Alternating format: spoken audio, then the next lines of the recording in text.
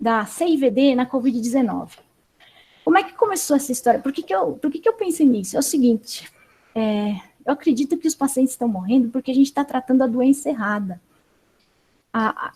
Como é que eu pensei? Eu estava na UTI no dia 27 de março e eu vi uma senhora na minha frente com um raio-x não muito alterado, mas com uma oximetria absurdamente baixa, precisando de uma FiO2 de 80% e uma complacência perfeitamente normal do pulmão, fazendo o que eu achei que era um distúrbio de ventilação-perfusão, predominantemente pelo lado vascular, né? Eu falei, meu Deus, eu via muito CIVD quando eu era mais jovem, lá na REC do INCOR, porque tinha naquela época o oxigenador de membrana, de bolhas, e ele fazia muita plaquetólise e fazia CIVD, e a gente via muito isso. E parecia muito, me lembrou muito o que eu via naquela época. E quando eu fiquei nessa dúvida, eu falei, mas será que é uma CIVD? Será que é uma coagulopatia? E aí, naquela hora, o pezinho da minha paciente ficou roxo, o dedão dela ficou roxo, eu vi um fenômeno trombótico periférico, então eu falei, meu Deus, é uma CIVD. Nessa hora, eu liguei a heparina, e eu vou explicar para vocês como é que a gente vai ligar isso daí, depois no final eu vou dar o protocolo para vocês, e o dedinho dela no final do dia, depois de umas 6, 7 horas, estava rosinha, e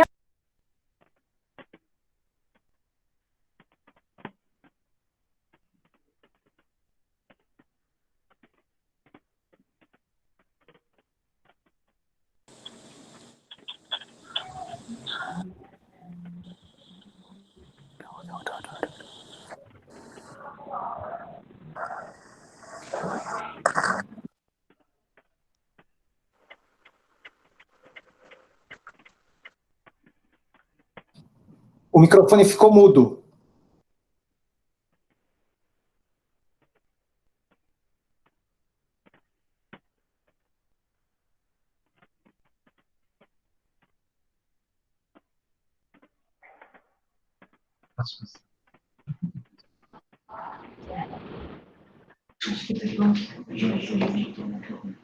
Você consegue abrir a câmera também? Posso falar lá? Alguém raptou aqui a sua apresentação, não sei como conseguiu, mas... Será que eles escutaram o comecinho? Escutamos até a hora que você falou que usou heparina e aí o dedão do pé atualizou. Pergunta se vocês estão te ouvindo. Vocês estão me ouvindo? É melhor estar a tela, sabe? Nossa. Fechar o microfone. vocês estão me ouvindo, gente? Sim. Sim. Vocês conseguiram ouvir o comecinho? Não.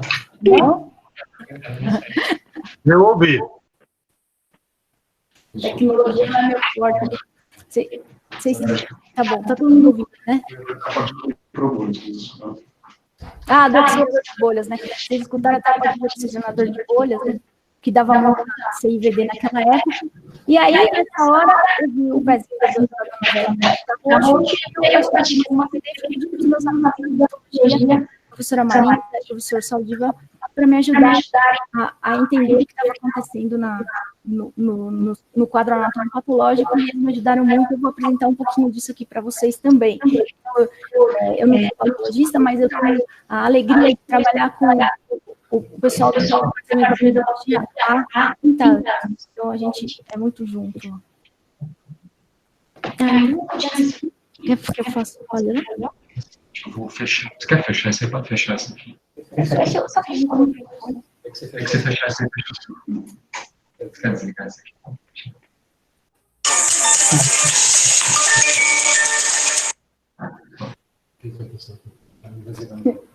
Isso aqui é uma loucura. Tá bom? Então, desculpa aí as falhas técnicas. Deixa eu só ver se está aqui. Tá todo mundo aí? Isabel, você tá vendo eu?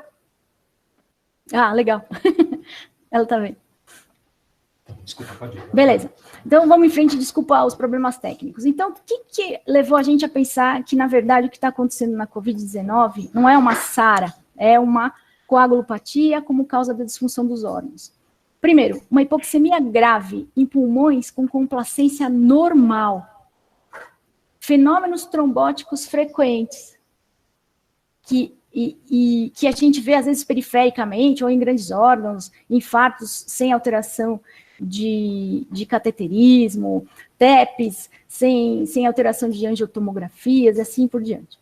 E alterações laboratoriais que sugerem que a gente tenha uma coagulopatia. Ah, não acredito. Mas como é que faz isso para roubar? Eu não sei. Eu só fui mexendo embaixo. Você está apresentando. Estou vendo ali que apareceu.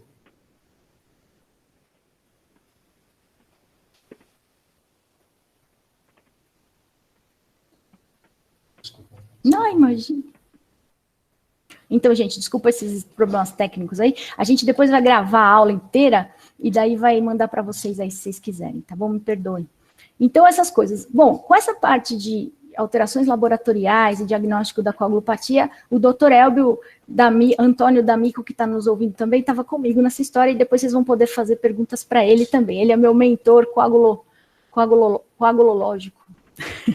Bom, aí veio o Gattinoni e falou que a COVID não leva a uma síndrome de desconforto respiratório típica. Ela não leva porque ela não é uma síndrome de desconforto respiratório. E é isso que a gente vai falar hoje aqui. Bom, aí fui lá com os meus amigos da patologia, a doutora Marisa, deixei ela maluca, a gente ficou o domingo inteiro e depois a madrugada inteira de terça-feira vendo essas coisas, o Amaro, que é maravilhoso, que também ajudou demais, o professor Paulo Saldiva, que sempre acredita em mim, os colegas todos, a Renata, o Jair, que é o técnico, o Burns, a Thaís, todo mundo sempre me acolheu muito bem e me ajudou com essa história. E aí o que a gente via, eram essas coisas aqui, ó. A gente vê trombos no sistema... Como é que eu vou fazer para mostrar? Ah, tá, desculpa. Trombos aqui em áreas do pulmão onde há dano alveolar e trombos em área do pulmão onde o septo está fininho e não tem dano alveolar. Áreas normais. Além disso, o Amaro, ele achou trombos na circulação renal e trombos na derme. Por isso que explica aquela dor que o paciente tem, que parece de crise de falciforme, que é uma dor de isquemia de pele, de músculo que ele tem. Então, é assim que eu fui em frente, porque eles me deram evidência anatomopatológica, né? E também porque na hora que eu liguei a heparina nessa senhora que fez a cianose do dedo e o distúrbio VQ grave na UTI, no dia seguinte, ela tinha baixado de 80 de FI para 40 de FI e o dedinho estava rosa, né? Então, eu fui atrás dessa história toda. E, além disso, eu acho, agora não fica só no achômetro, porque os colegas patologistas mostraram isso são dados em publicação que foram submetidos, né? Que, além do pulmão, a gente tem um comprometimento de outros órgãos, coração, rim, e o que está acontecendo nesses órgãos é microtrombose, trombose da microcirculação. Por isso que a gente tem as alterações laboratoriais de necrose. E aí eu peguei essa notícia do New York Times que fala que que os pacientes com coronavírus são traídos por seu próprio sistema imunológico. E é isso mesmo que acontece, né? Então a gente vai conversar um pouco aqui. Depois os meus amigos infectologistas maravilhosos que estão ouvindo também me ajudam se eu falar alguma besteira, né? Aí o pessoal da Infecto mostrou para mim isso daqui, uma coisa que saiu no New England, de um paciente, o primeiro paciente que eles tiveram lá, você vê que ele do primeiro ao 10º dia, o paciente ainda tem febre, tá vendo? Nessa fase está acontecendo uma coisa que é a tal da tempestade de interleucina, em geral é do primeiro ao 7º. O vírus, ele destrói o epitélio respiratório, ele entra no organismo e ele causa uma tempestade de interleucina bem grande, a gente fica muito inflamado. Isso acontece de uma maneira modular, mais grave nos 15% a 20% dos pacientes que precisam de hospital. Em 80% das vezes é uma gripe, como foi nesse caso desse paciente do New England aqui. Depois você para de ter febre, e enquanto você está com febre você tosse, você tem rinorreia, e a gente viu muita gente que perde o olfato, e agora eu já posso dizer, depois de 3, 4 semanas, que volta, porque o pessoal está falando, doutor, eu já estou sentindo o cheiro de novo, mas eles perdem de um jeito que parece que nunca mais vai voltar. Fadiga, náusea, muita náusea, vômitos também vi bastante, diarreia menos, mas vi, e uma dor abdominal. Então, esses são os principais sintomas. Depois que acontece essa tempestade de interleucina, alguns pacientes têm uma calmaria aqui. E aí, do 7º ao 10º dia, eles vêm para o pronto-socorro nessa fase da disseminação da cascata da coagulação, quando eles começam a dessaturar, começam a ficar hipoxêmicos, que é o que a gente tem visto. Isso pode ir até além. Um paciente recente, ele veio no 11º dia de sintomas, e o dímero dele chegou até 20 mil. Eu dei alta para ele, sem tubo, só com catéter de oxigênio, com esse protocolo que eu vou explicar para vocês aqui no final. Bom, aí tem essa outra imagem que os meus amigos da Infecto me ajudaram também e me deram, que é um gráfico de mais ou menos como é que as coisas acontecem no corpo do paciente, né? Olha aqui, ó, 30% que não têm sintomas, eles são menos contagiantes, talvez. A gente não tem nada disso, como disse a Miriam Dalben, a gente não sabe de nada nessa história, a gente está aprendendo a cada dia, né? Então, a gente, no comecinho, poucos sintomas, o pulso sintomático em torno de 30%, e, teoricamente, agora a gente vai saber com os estudos de sorologia se eles vão ficar imunes ou não, que é a pergunta de $1 milhão. Ele vai ficar imune em torno da 2ª semana, às vezes até na 1ª semana aqui, esse pulso sintomático, e vai parar de contagiar na 2ª semana. Tem os outros 55% que tem uns sintomas moderados, mais ou menos. E esses daí, como é que acontece? Do 1º até o 4º dia, poucos sintomas, não nenhum sintoma, depois um sintoma moderado leve. Esse vai demorar um pouquinho mais para contagiar, sendo que as pessoas podem contagiar até, os casos mais graves, até quase 1 mês depois que adquiriram a doença. Então, a gente ainda está pisando em terreno movediço aí. E isso também não tem ainda complementação direitinho. Agora com as sorologias que a gente vai saber. E tem os caras que têm sintomas severos. Esses que a gente vai falar hoje. São os caras que vão ter que ser internados no hospital. E aí a gente vai propor uma estratégia preventiva para que eles não necessitem da ventilação mecânica, que a gente está conseguindo. A gente tem mais ou menos uns 30 pacientes até agora. E estamos conseguindo isso daí. E aí, o pessoal que vai para o lado Darth Vader total aqui, que é o pessoal que vai...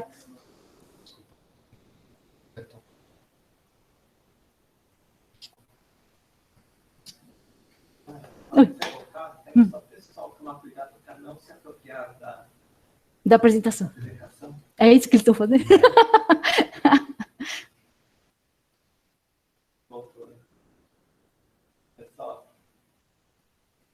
Pessoal, tá.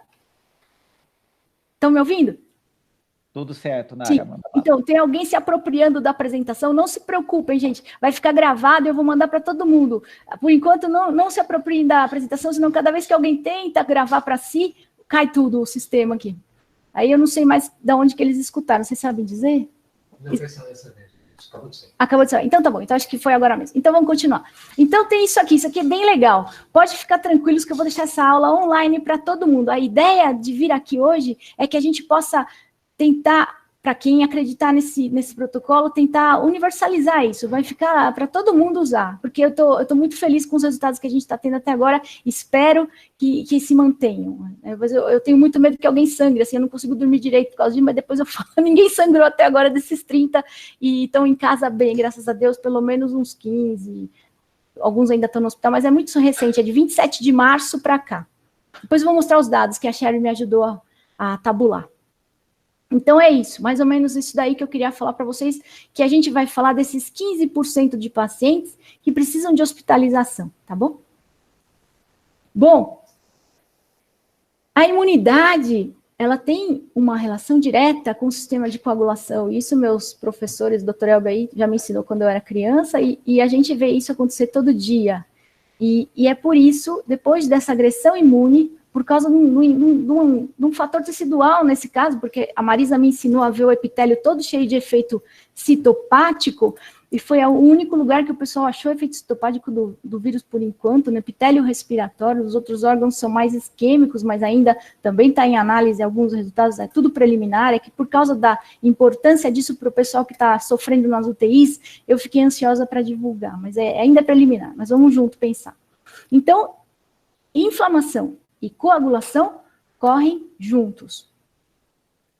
E aí a gente fala dessa história da coagulação intravascular disseminada, né?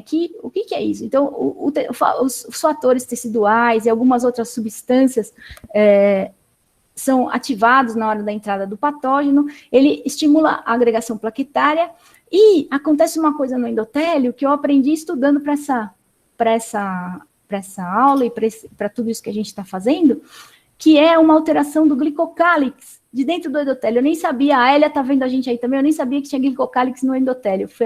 Eu fui estudar isso agora e foi muito legal, porque quem me ensinou isso foi o professor Gregório. Bom, e aí o que acontece?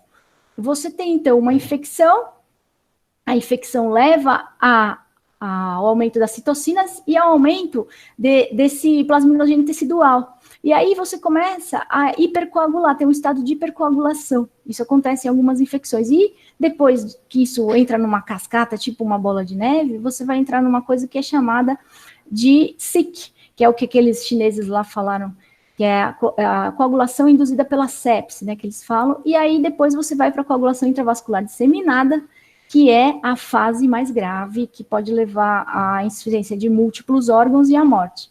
A nossa ideia é agir aqui, pertinho da entrada da SIC, antes que a gente vire uma DIC e não consiga mais reverter o processo que virou um círculo vicioso, né? Depois o Dr. Elber vai explicar se eu falei alguma besteira aí. Bom, a gente tem alguns indicativos laboratoriais que isso está acontecendo nesses pacientes também. E o que mais a gente tem usado é o dímero D. No comecinho teve um pessoal que falou que o dímero D era só um marcador de inflamação, que não era para olhar para ele. Mas eu vou mostrar para vocês, e como os colegas da China mostraram, ele é um potente indicador de prognóstico e talvez da hora de agir com a anticoagulação em alguns casos, não em todos, mas em alguns casos, né? E as plaquetas, elas ajudam, mas elas podem estar muito aumentadas, a gente pode ver uma plaquetose nesses pacientes, e algumas alterações hematológicas que a gente tem visto com frequência, é uma leucocitose com desvio escalonado para a esquerda e linfócitos atípicos também, que a gente tem visto também. E o fibrinogênio, que, como o doutor Elber me explicou, ele às vezes está muito mais alto do que deveria, e por isso que ele não abaixa ainda no comecinho da CIVD, da SIC, porque ele subiu demais pela hipercoagulação e depois vai descendo aos pouquinhos. Então, olha só, o que acontece? O bichinho, o vírus que entra via epitelial, aqui é a membrana basal, o epitélio alveolar está desse lado para baixo. Aqui é o endotélio e aqui é a luz do capilar alveolar. Então, veja só, eu não sabia disso, aprendi agora esses dias, ó. Tem um glicocálix dentro do endotélio. E esse glicocálix, ele é o responsável por esse tapete que deixa o endotélio bem lisinho, para você não ter trombose, para você diminuir a mecanotransdução, o shear stress aqui dentro dos vasos. E o vírus, depois que ele faz um aumento das interleucinas, ele faz uma quimiotaxia para os leucócitos, e eles vêm com as proteases, com as coisas, e destroem esse glicocálix. E o endotélio fica desnudo. E aí os fenômenos trombóticos começam, e além disso, todo o ambiente intravascular, ele está hiperativado para coagulação pela tempestade de interleucinas anterior. Então, nesse ponto, começa a cascata da coagulação. E aí, a gente sabe, os mais velhos pelo menos, adoram a heparina porque ela tem um efeito anti-inflamatório. E eu não sabia direito como é que era esse efeito, mas a heparina tem efeito nesse glicocálix do endotélio. Ela imunomodula a reconstrução do glicocálix e o reatapetamento do endotélio, e ela também, ela entra, quando se dá um processo de coagulação intravascular disseminada, os mastócitos da gente, eles produzem heparina. E a heparina, ela é lançada na circulação e ela entra no vaso e entra no interstício para facilitar a diapedese. Ela dá uma abrida no caminho ali para o leucócito conseguir entrar no lugar onde ele precisa sair, para ele sair da circulação e entrar no lugar para ele atingir, para ele fazer o efeito dele de soldado da imunidade, né? Então, tudo isso ela faz. E ela ajuda a reatapetar o endotélio de novo, além de abaixar um pouquinho a bola da hipercoagulabilidade. Bom, aí a gente mostra, depois isso foi dia 27 de março que a gente estava pensando nisso, depois de um tempo, acho que uma semana ou duas, esse colega da China, ele fez um estudo retrospectivo de 1.800 pacientes, ele classificou todo mundo aqui direitinho, ele pegou só os graves, muito, muito graves, desses são 449, e ele mostrou retrospectivamente que quem tinha recebido heparina tinha morrido menos do que quem não tinha, mas só se tivesse aquele SIC score, que era o índice de sepsis induced coagulation, bem altão. Quer dizer, no cara mais grave, se ele tivesse tomado heparina, ele teria vivido um pouquinho mais do que o outro. Mas ele não teve um poder estatístico muito animador, mas é um estudo retrospectivo, não teve critérios de quem foi anticoagulado e quem não foi, não é? Aqui tem um esquema dizendo, tá vendo que os caras com SIC mais grave, aqui são os que usaram heparina e os que não usaram, os azuizinhos aqui que usaram heparina morreram bem menos do que, depois de 28 dias de hospital, do que os que não usaram heparina, né? E aí também indicando que o D-dímero era maior nos pacientes que não usaram heparina, mas isso não é linear, eu vou mostrar para vocês que isso é errático, é só uma pista para a gente que a CIVD está acontecendo. E lembra de novo, isso não acontece em todo mundo. Acontece nos 15% dos pacientes mais graves que precisam procurar o hospital. Ah, outra coisa. Ih, desconfigurou porque eu fiz no Mac, mas tudo bem. Aqui, dá para ver aqui. Isso aqui é sobre a IL-6. A IL-6, ela tem o anti-IL-6, a IL-6 tem um efeito pró-coagulante. Então, provavelmente, o anti-IL-6, que custa, sei lá quantos $1.000, ele tem um efeito nessa síndrome, porque ele tem um efeito anticoagulante, ele freia a cascata da coagulação, e ele talvez dê uma melhorada mesmo lá para frente. Então, mas ele é muito caro para o SUS, e a heparina não é, então por isso que eu estou animada para mostrar para vocês isso daí.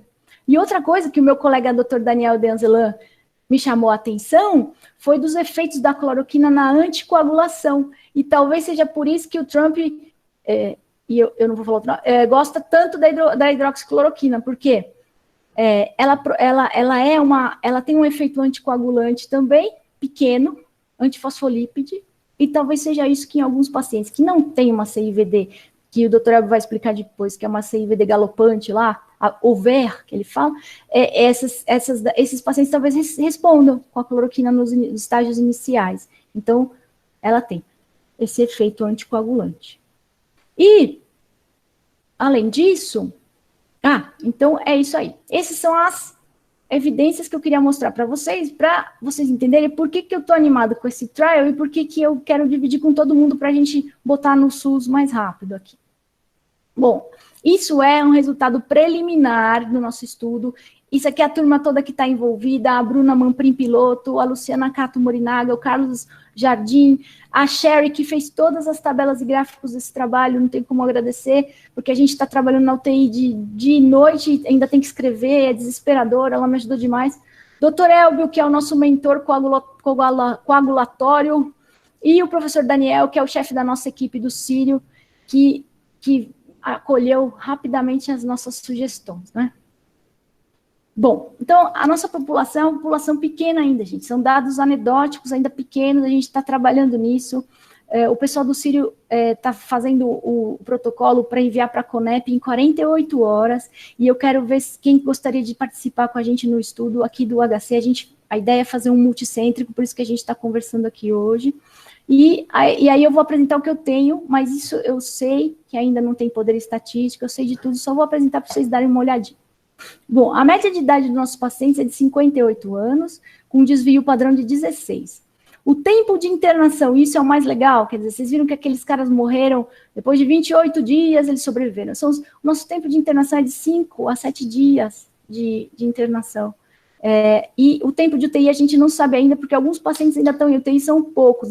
Chamaram a gente para esses pacientes que estão na UTI, depois que eles já estavam na UTI uns 5 a 7 dias. Por isso que a gente acredita no timing. Aí fica mais difícil tirar o paciente da tempestade coagulatória. Talvez, assim, a gente acredita que tem que ser precoce, que tem que ser assim que ele começa a dessaturar. Não deixar para um estágio onde já tem uma certa lesão de órgãos-alvo, insuficiência renal, que é o que a gente está enfrentando na UTI, porque fica mais difícil de tirar o paciente, né?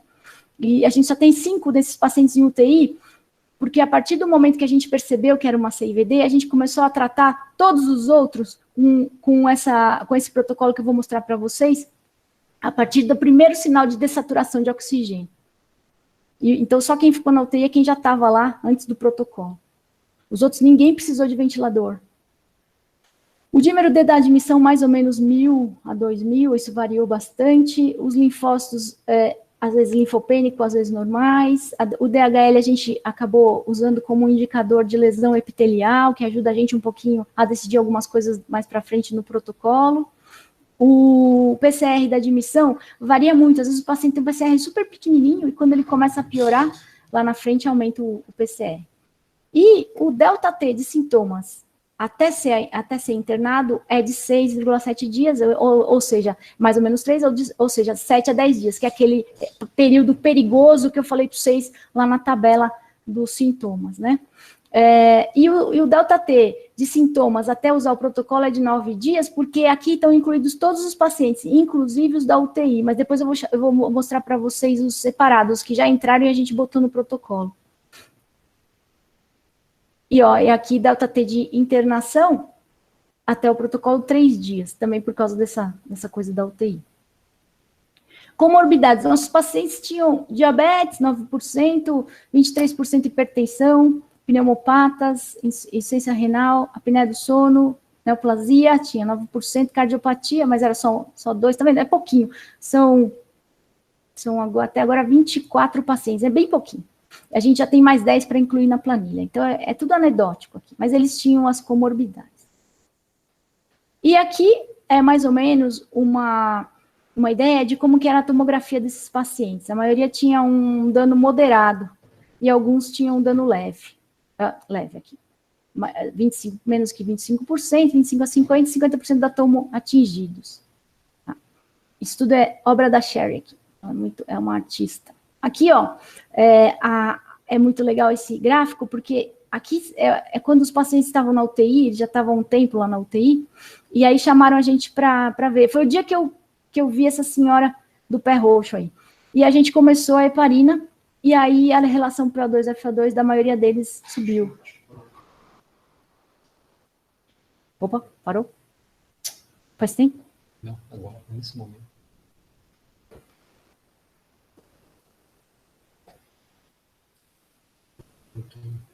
De novo.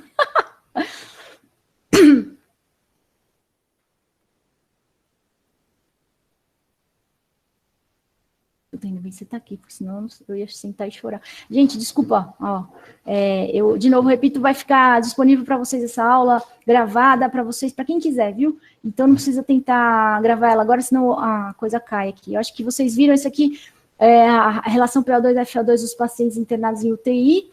Aqui, antes da gente entrar no protocolo, e demorou um tempinho, foi a primeira vez que eu vi o pé roxo aqui, e depois que entrou no protocolo, como a relação PO2-FO2 eles foi aumentando. Eles são pacientes graves, tem 2 em diálise, tem uma senhora que já está estubada, que quase, essa do dedinho roxo já está estubada depois de 7 dias de ventilação mecânica.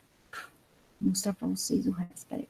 Aqui é a PF de pacientes que não estavam na UTI, ela é mais errática. Essa senhora aqui, ela com 1 litro foi para 100%, ficou louco. Então, ainda não dá para entender muito bem, mas o que acontece é aqui, a entrada do protocolo, é que eles estabilizam e eles vão embora. Eles vão embora em torno do 8º dia, mais ou menos, de tratamento. E não precisa, nenhum desses aqui foi para o ventilador. Nenhum foi entubado. Aqui é dímero D de todos os pacientes, e eu acho que fica difícil, porque o range é muito, muito difícil de ver, porque alguns têm enorme, a gente dividiu de novo. Você vê que tem um aqui, está com 20 mil, é um paciente que a gente deu alta com 9 dias de internação, sem precisar ir para o tubo. Olha aquele aqui. Aqui são... e também tinha um da UTI, um paciente que está na UTI com 20 mil, tem esses outliers, né? E aqui a maioria ficou em torno de 1.000 de dímero D. Aqui é o mesmo gráfico. E aqui, dos pacientes não UTI, tá vendo? Ele tinha também um que tinha 20 mil lá em cima. E se você tirar ele... a maioria dos pacientes ficou em torno de 1.000 até 500. Tinha gente com dímero D normal também. E por isso que a gente fala, o dímero D, ele ajuda você nessas coisas de 20 mil para você optar por heparina plena ou para ver se tem alguma coisa trombótica acontecendo de verdade, não é microcirculação, é uma coisa maior. mas ele não é linear com a piora do paciente. O que a gente está usando para entrar com o protocolo é a primeira dessaturação importante do paciente, que ele precisa de oxigênio suplementar. Então aí começa o cabo de guerra, né? É um cabo de guerra. Se o paciente vai para o lado da hipercoagulação, você tenta segurar com o protocolo da gente. E a gente vai chamar de protocolo cabo de guerra aí, ó, o Boris aí. Bom, aí, o que a gente propõe no protocolo? Primeiro, profilaxia de TEV para todos, os pacientes com COVID-19 positivos ou sugestivos, porque a gente está tendo muito falso positivo, mas a Atomo está ajudando muito a gente. Aí até falei com o Dr. Públio da rádio, e eles estão junto com a gente aí para ver essas alterações radiológicas. Outra coisa importante, o período da intervenção, ele tem que ser precoce. A gente entra com o que a Bruna chamou de profilaxia dobrada, Clexane 40 mg a cada 12 horas, assim que o paciente mostra os primeiros sinais de hipoxemia, com necessidade de suplementação de oxigênio. É aí que a gente vai começar o cabo de guerra, vai começar a tentar não levar esse paciente para a UTI, a ele frear essa hipercoagulação e ele não entrar em insuficiência de múltiplos órgãos, insuficiência respiratória. Esse é o ponto, é o pulo do gato, diferente de todos os outros trabalhos que estão sendo feitos na literatura, que são no paciente em UTI grave. Se o paciente estiver em UTI grave, sob ventilação mecânica, a gente considera manter heparina EV contínua, suficiente para manter um TTPA em torno de 1,5 a 2. Não precisa heparinizar pleno. A gente pode heparinizar EV contínuo e manter o TTPA mais baixo, segurando a hipercoagulabilidade. Agora, iniciar a heparina plena se a gente identificar algum evento trombótico, como foi o caso dessa senhora que trombosou o dedinho. Agora, tem um outro braço do protocolo que a gente viu que esses pacientes de UTI, principalmente, ou os mais graves, eles, apesar da gente tentar frear a CIVD, eles têm um certo nível de necrose pulmonar e eles têm facilidade de ter infecção secundária.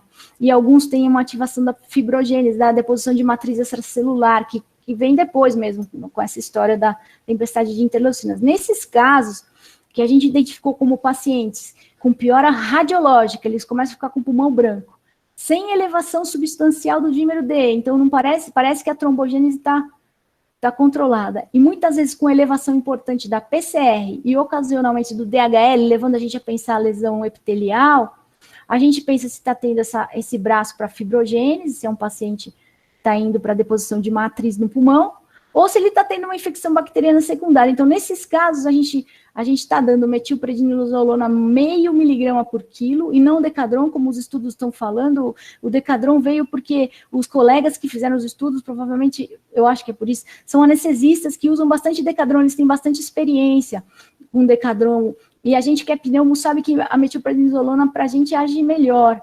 E aí a gente escalou no antibiótico de acordo com a orientação dos colegas da CCIH, por favor, não fiquem bravos comigo, vocês sempre são consultados. Então, a gente entra nessa fase, mas o corticoide não é ruim na Covid? Sim. Se você entrar na primeira semana, quando o vírus está querendo entrar no seu organismo, você vai baixar os linfócitos e vai tirar os seus soldados da linha de frente, e aí o vírus vai entrar com muito mais força no seu corpo. Mas depois da segunda para a terceira semana, o corticoide imunomodula a deposição de matriz e ele pode ser seu aliado em baixa dose. Aquele protocolo de 20 miligramas de Decadron é um absurdo, o Meduri já testou isso daí antes, um montão de Decadron em qualquer inflamação pulmonar, e só mostrou que a gente tem mais infecção e nenhum benefício, né? Então, aquele protocolo, no meu modo de ver, está errado. E também estou com medo agora dessa história de plasma, porque se o cara está em CIVD, será que a gente vai dar plasma com fator de coagulação e ele vai trombosar mais? Não sei, fiquem atentos para quem for fazer o protocolo de plasma, porque agora a gente está fazendo tudo que ajuda aí. Então é isso, né? Então esse é o nosso protocolo, é simples, eu vou deixar essa aula gravada e vocês vão poder participar do multicêntrico se quiserem, vai ser muito bom a gente se unir nessa história para vocês me ajudarem a pensar melhor. Importante, a gente não observou hemorragia em nenhum paciente desses 24, 30 pacientes até o momento. Mas cuidado com as contraindicações à anticoagulação, cuidado, porque a gente fica muito preocupado com isso mesmo. O sangramento é a nossa maior preocupação. Mas até agora, nada de importante, nenhum evento importante para mencionar. E é isso. Eu queria, então, agora que vocês abrissem os microfones aí, doutor Elbio, que está nos ouvindo, se quiser falar alguma coisa, a professora Marisa, que me ajudou demais, e aí a gente está junto agora para conversar.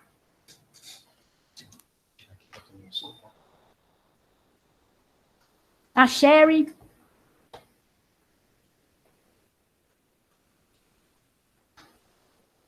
Acho que ficou bom. Oi, alguém quer perguntar alguma coisa aí? Oi. Foi todo mundo embora. 86 pessoas. Doutor... Gente, quem quiser fazer pergunta, abre o microfone. Pode falar. Doutor Elbio está aí? Alô? Alô? Fala aí, o que o senhor manda? Não, é o Walter Campos, da cirurgia vascular. Pois não, doutor Walter. Mas eu gosto do Elbio também, ele é meu amigo. Então, não seria interessante, talvez, fazer um estudo epidemiológico, os pacientes que tomam anticoagulante de maneira perene, né? Se tiver uma evolução menos ruim da infecção por coronavírus. Nossa, muito legal essa ideia. É difícil fazer isso aqui no Brasil, né? Lá na HC a gente tem um monte de paciente que toma, tal, mas na Inglaterra, que o surto está super alto, podia, de repente, levantar no National Institute of Health lá da Inglaterra, Sim. que eles têm tudo muito tabulado para ver se essa população que toma anticoagulação de maneira perene talvez teve menos incidência de internação e evolução pior, né? O que você acha?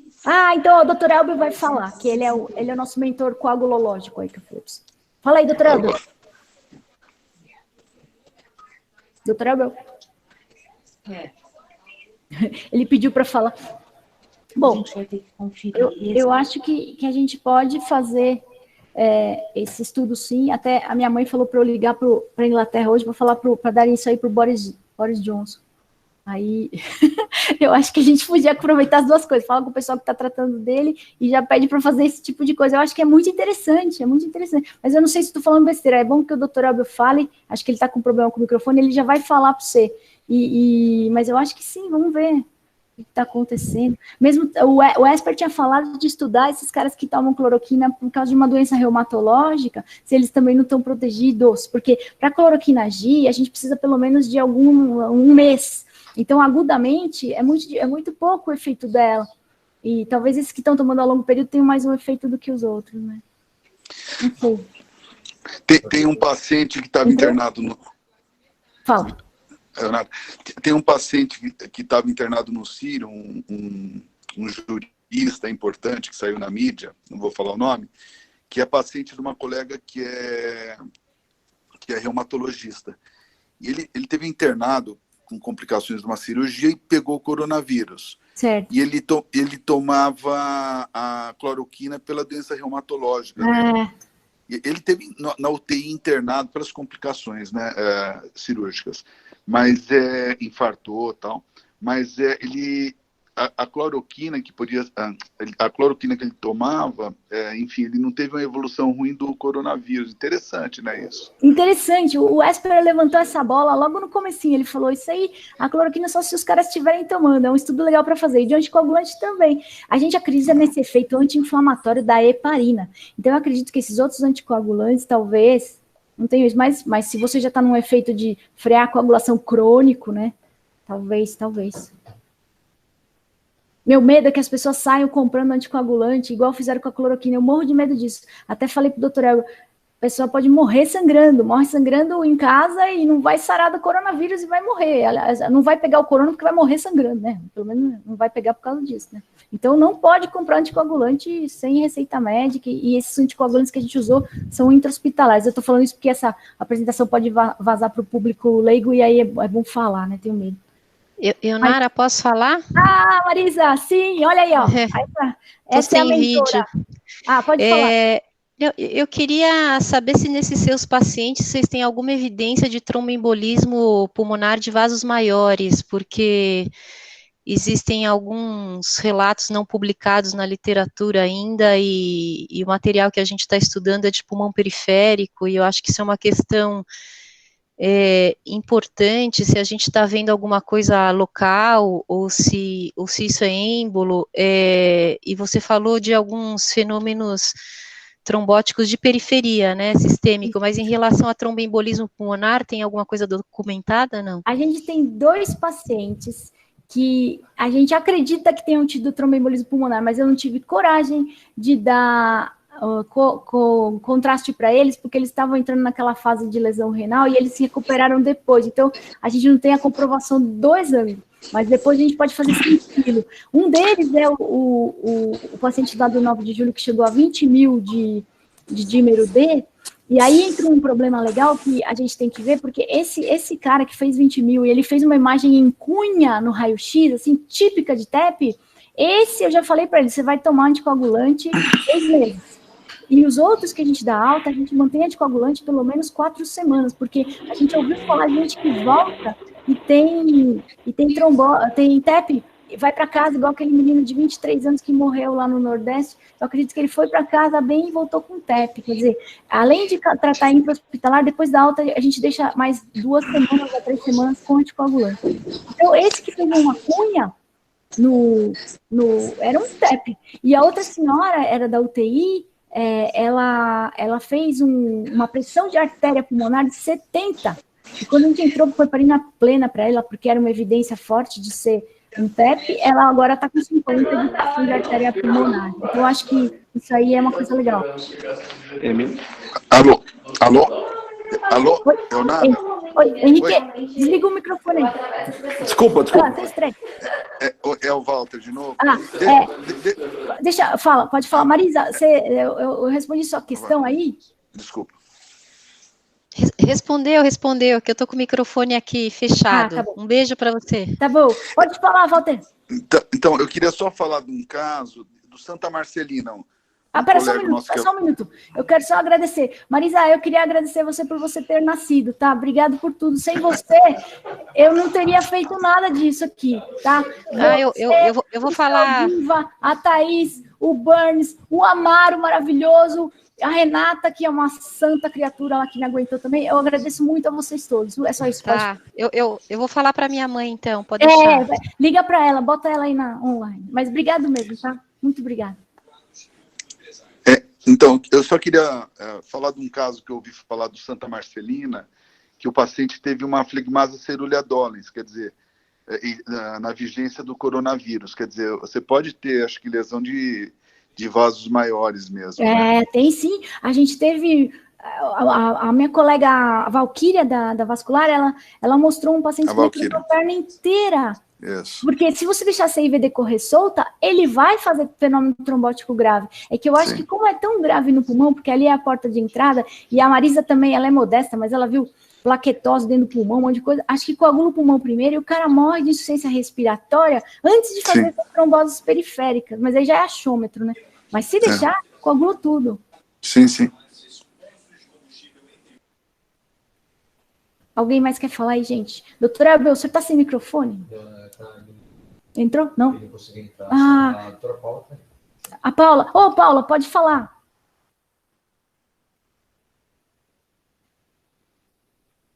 Ninguém quer falar? Tá todo mundo... Vocês acharam que eu sou muito maluca de pensar essas coisas? Vocês acham que tem a ver? O que vocês... Comentários.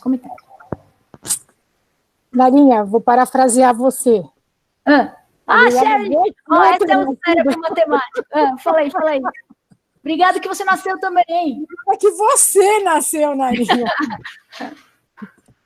Não, o que eu gostei da sua ideia, que é diferente de todas as outras que a gente tem lido aí nesses últimos tempos, é que ela faz sentido, e ela faz aquele sentido que explica todos os sintomas, assim, aquela uma explicação que explica todas as nuances. Isso eu acho que é meio old-fashioned, mas eu acho que é bem legal. Assim.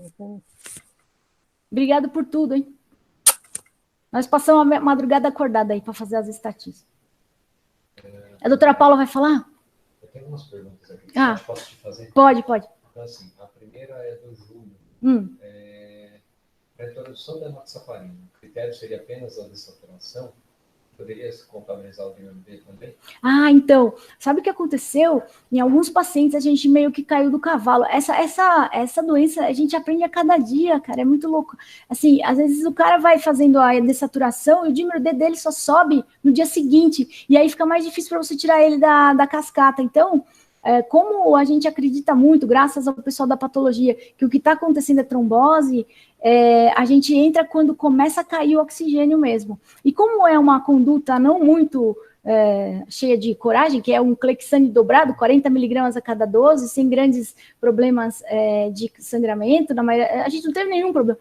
É uma conduta que eu acho que o custo-benefício vale, e você não fica preso ao valor do dímero D, que em alguns pacientes pode até ficar normal. A gente está com um paciente agora, né, Bruna, internado, que ele está com dímero D normal, e ele está fazendo todo o percurso de dessaturação. E a gente entrou com a dose dobrada para ele anteontem, e hoje ele já melhorou a oxigenação. Esse era um paciente que claramente iria para ventilação mecânica. Hoje ele está com 1 litro de oxigênio saturando 95. Então a gente não espera o dímero D, ele pode dar um delay.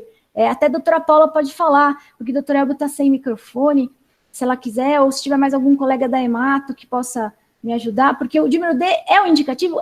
Mas ele não é linear, ele não pode ser usado, mesmo nos pacientes que melhoram clinicamente, às vezes ele fica alto muito tempo, então a gente aí não está confiando 100% no valor, assim, num nível, num cutoff, assim, de dímero D, mas é um indicador legal.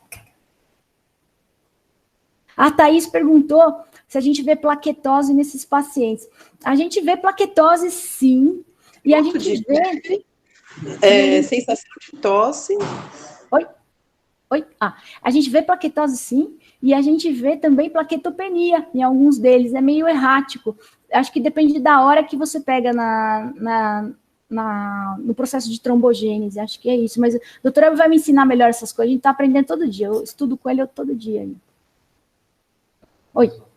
A Beatriz Holanda, ela pergunta assim, vocês conseguiram ver alguma relação entre coagulação e hora ou não da função renal? Ah, sim! A gente tirou um senhor da diálise essa semana, ele foi estubado e saiu da diálise, ele está agora saindo da diálise, e um outro senhor que está na UTI, são os casos mais graves, né, que a gente pegou já com 7 dias de história, porque eles já estavam na UTI, depois que a gente foi chamado e entrou com o protocolo. E tem um outro senhor que ele tem um monte de comorbidades, e ele iria para a diálise anteontem, e ontem os resultados lá dos exames de creatinina dele começaram a baixar, e ele baixou a FiO2 para 35%, e a gente considerou não fazer diálise ontem. Hoje eu não vi como ele está. A gente está ainda dia a dia olhando, né? Mas ontem ele tinha melhor. Agora, esse outro foi de alta da UTI estubado, com 10 dias de tubo, porque a gente entrou no 7º. É assim, em torno do 3º dia, depois que você entra com o protocolo, 24 horas você já consegue ver alguma coisa. Mas lá pelo 3º dia você já vê um efeito muito legal. Quem mais aí? Tem mais pergunta? Não? BUP, isso mesmo, ó. Bruno tá falando. BUP, a Marisa, você tá aí ainda ou você já foi? Marisa Câmbio. Acho que ela já foi. Thaís, você tá aí? Burns? Alguém da patologia? A gente viu alguns casos de BUP lá nas lâminas, que a Marisa me mostrou. BUP e pneumonia secundária bacteriana. E a gente tem algumas indicações. Por isso que a gente falou desse corticoide meia boca aí na segunda para a 3ª semana, que é a hora que começa a acontecer a BUP. E não é para dar um montão de corticoide, é 0,5 miligrama por quilo a 1 miligrama por quilo nos casos mais graves, que estiverem detonando o raio-x de uma vez, e não mais que isso. E é metilprednisolona, não é Decadron. Fala aí.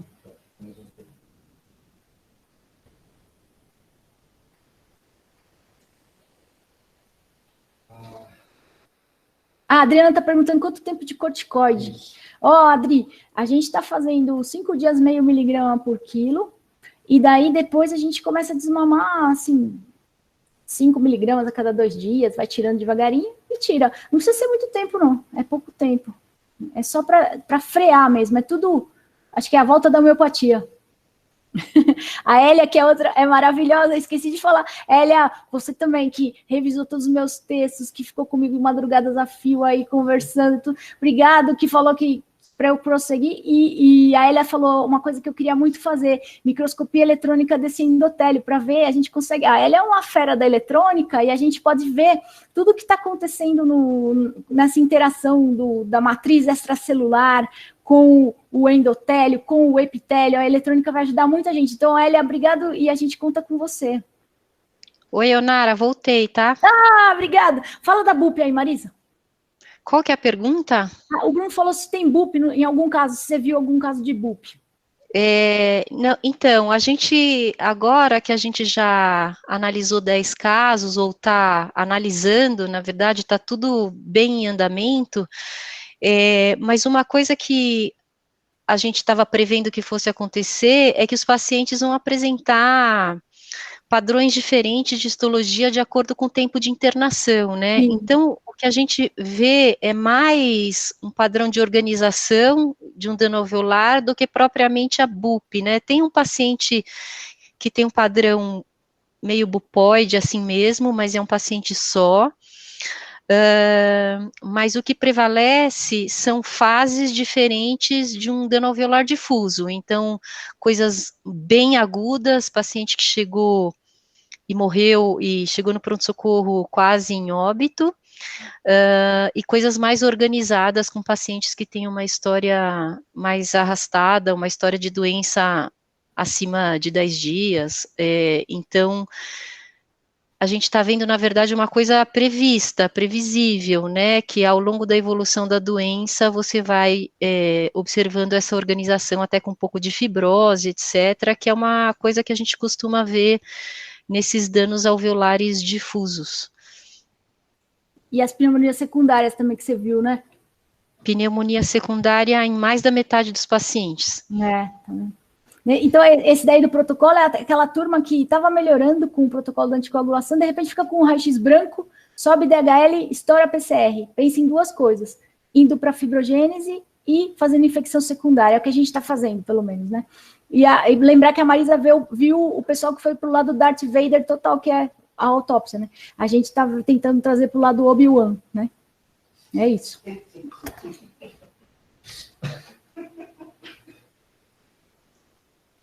O que mais? Alguém perguntou alguma coisa que eu não respondi. Eu sei lá. Agora já me perdi aqui. Pode fazer a pergunta de novo se eu não respondi, por favor, que eu me perdi. Ah, não ainda, é pouca gente. Quer dizer, a gente está fazendo isso agora, o pessoal do IEP está ajudando lá do Sírio, o Luiz Reis ontem me ligou, e aí em seguida botou uma pessoa que entende tudo dessa coisa de estatística, que para mim quem fez essa coisa toda foi a Sherry, ela está me ajudando, mas vai entrar um pessoal lá do IEP junto com a Sherry para ajudar a cálculo de amostra, tudo certinho para a gente saber, e como desenhar o estudo, que isso aí eu sou fraca mesmo, eu preciso de ajuda da turma lá. E eles prometeram já aprontar esse protocolo para a gente mandar para a Conep em 48 horas, isso contando de ontem à noite. Então, aí, quem quiser participar junto com a gente no multicêntrico, vamos junto aí. O Luiz falou que está de portas abertas lá, e é uma coisa barata, que tem no SUS, tem no particular, tem no convênio, tem para todo mundo, diferente do anti-IL6, que é muito caro, que não dá para todo mundo, tem que dosar em outro lugar, é complicado. Isso a gente faz com arroz com feijão, né?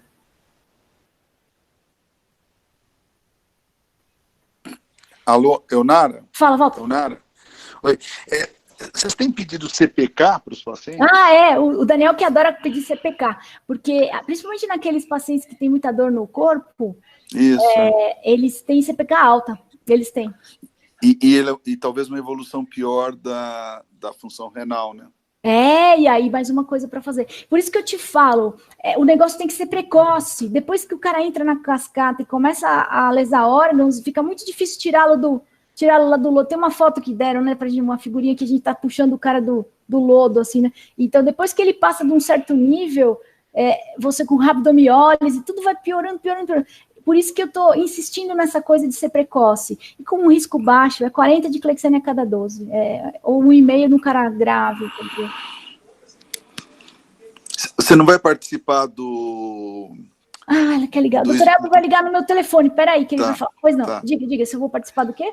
do esforço da crise lá no Ministério da Saúde, o Carlão Gabinete da Crise. Aqui. O Carlão falou que está dentro, e ele que é o chefe lá, e daí ele falou que está dentro, então nós estamos dentro. Nós estamos dentro, legal, todo mundo junto. Parabéns. Não, merece. Parabéns nada, isso é coisa de Deus, eu só estava no lugar certo na hora certa, e juntou as coisas que eu vi na vida, eu tô velha, é igual o Dr. Valente, ele falava assim, não me vá ser uma CIVD, e era. E aí, dessa vez, eu fiz igual o Dr. Valente, né, ele que me inspirou, vai ver que foi isso. Ó, o Dr. Elber tá ligando, eu vou ligar para ele, para ele falar, te responder aquela história lá, pera só um minuto. Tá meio zoado aqui, né, peraí, eu sou assim mesmo, o Daniel fala que eu não imponho respeito, peraí, só um pouco, ó. Doutor Abel falando. Fala, doutor Abel. Aí, ó, o homem... quer dizer, ele não vai aparecer aqui, mas... Eu não consigo conectar. Não tem problema, você tá no ar e tá todo mundo te escutando aqui. Pode falar, vê lá o que você vai falar. Um abraço para todo mundo, primeira coisa. Tá todo mundo escutando ele? Tá, pode falar, doutor Abel. Então, porque ficaram dúvidas em CIVD. Isso. O que você gostaria? O Walter está falando se valia a pena fazer um estudo que visse se os pacientes que tomam anticoagulante cronicamente para alguma outra doença estão protegidos dessa SARS-CoV grave. Pode, né? A gente tem lá no ambulatório da Hemato pacientes que tomam anticoagulante há muito tempo, são os que usam basicamente Marevan, né? Mas tem alguns, mesmo tomando Clexane por longo tempo, principalmente pacientes com câncer, ele daria para fazer um estudo e ver qual que é a evolução desses pacientes, né? Se tem maior proteção ou não. Eu acho que daria para fazer. Qual outra? A outra é aquela coisa da cloroquina na anticoagulação, que eu falei en passant, se você quer falar alguma coisa diferente. Cloroquina na anticoagulação? Que ela tem um efeito antifosfolípide, por isso que ela tem um efeito... A minha experiência que eu vejo nos pacientes com síndrome antifosfolípide primária, mas isso também é descrito em SAF secundária, que a cloroquina, ela reduz a trombogenicidade.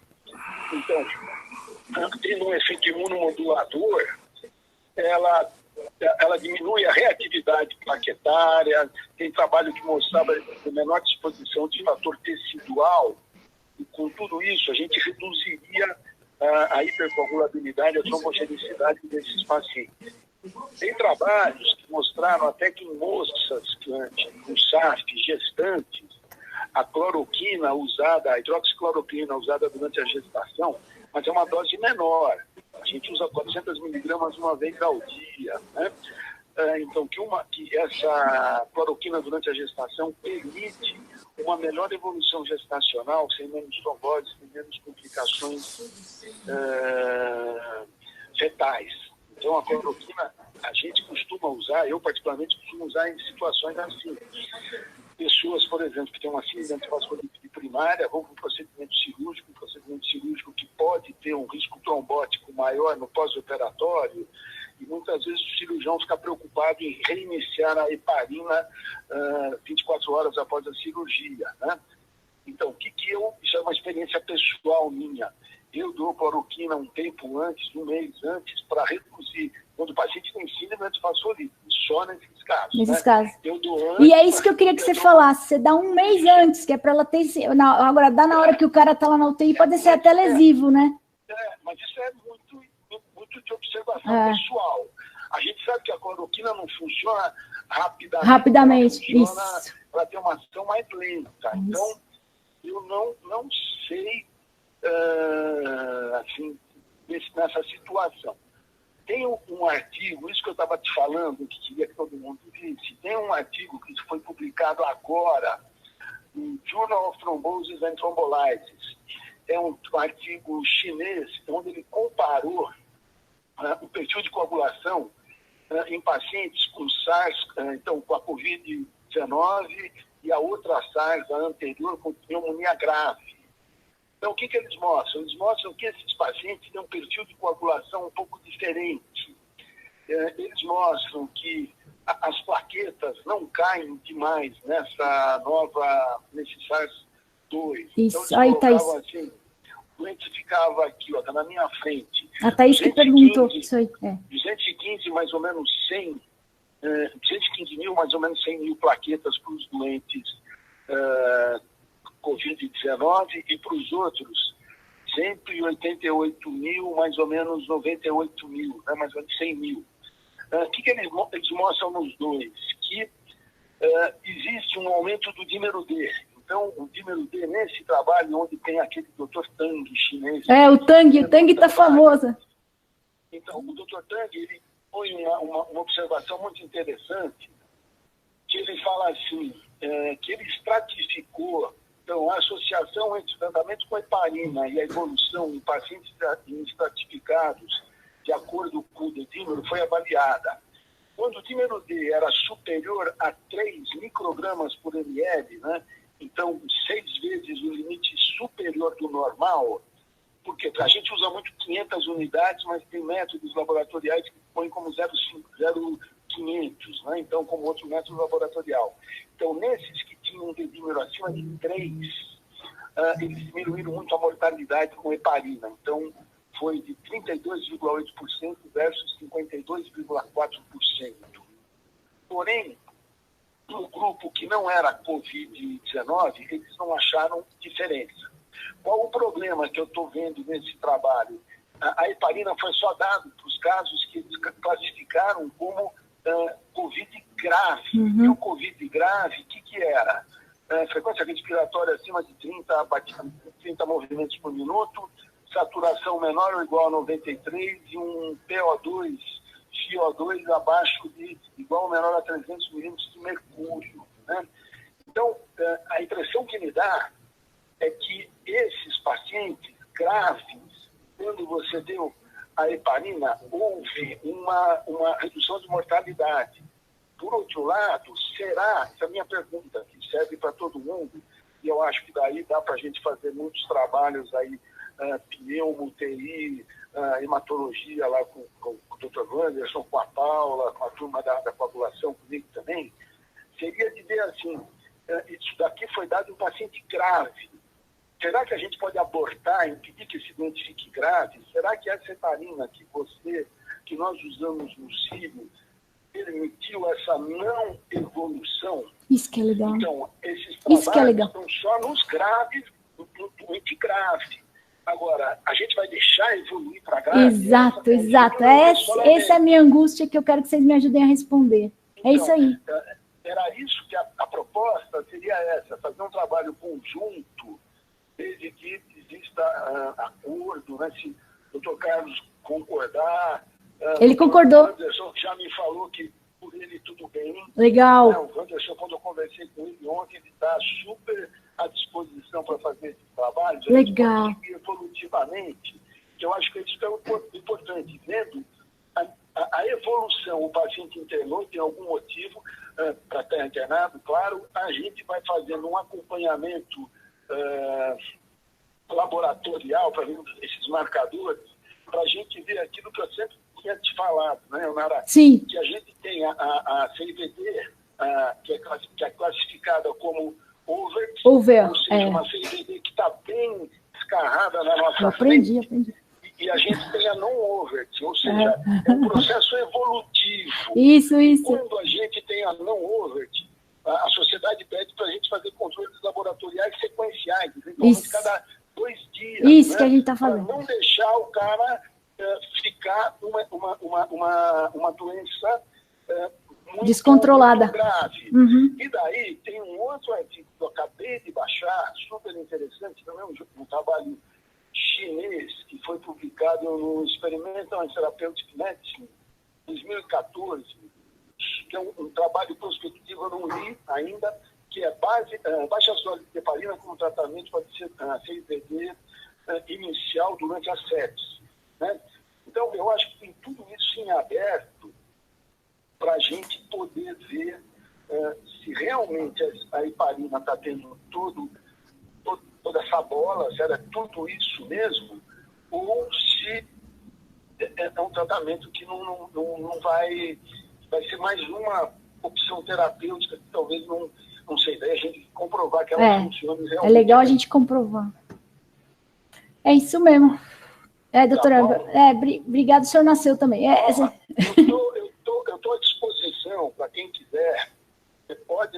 celular, Leonara, para quem quiser, para todo mundo. Tá bom. Pode dar meu e-mail. Tá, a gente vai estar online de todo mundo, a gente também, todo mundo. Eu estou prometendo que essa semana eu resolvo ter um WhatsApp. Ah, que maravilha! Ou não. Talvez o senhor se arrependa rapidamente. Talvez sim, viu? Mas assim, a gente vai, eu acho que com certeza você vai se arrepender, mas tudo bem. Vamos ficar junto, então. Então, que bom. E o Carlão também falou que está junto com a gente. Se o Carlos estiver aí, pessoalmente, manda um abraço para ele. Lembra que ele que me investigou daquela saturação baixa que eu tenho, 93. Carlão, quer falar aí? PO2 e não se achou nada, e eu não consigo aumentar. É verdade. Eu não sei se o Carlão ainda está ou se ele já saiu, coitado, porque ele deve estar cheio de coisa para fazer. Mas eu falo para ele. Obrigado, doutor Elvio. Nada, estou à disposição. Obrigadão. Um abraço para todos. Obrigado. Beijão. Beijão, tchau, obrigado. Aqui tá parecendo programa de auditório, né, agora? Então, acho que é isso. Alguém mais quer perguntar alguma coisa? E quem quiser fazer parte do trabalho, por favor, conversa comigo. O Marcelo vai fazer também.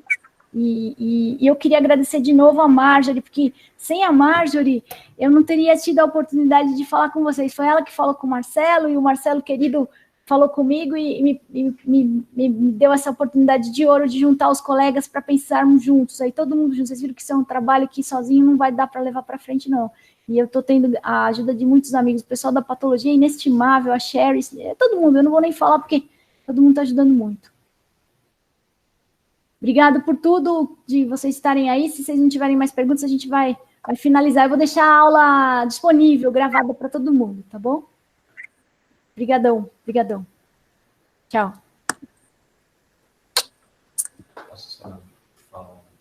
Peraí.